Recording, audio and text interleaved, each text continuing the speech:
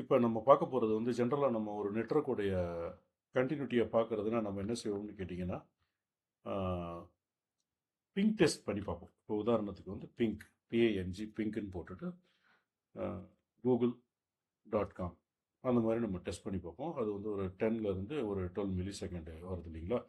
இப்போ இது வந்து ஒரு நார்மலாக லைட் வெயிட்டில் செக் பண்ணுறது, ஒரு 32 பிட்டை கொடுத்து நம்ம செக் பண்ணுறோம்.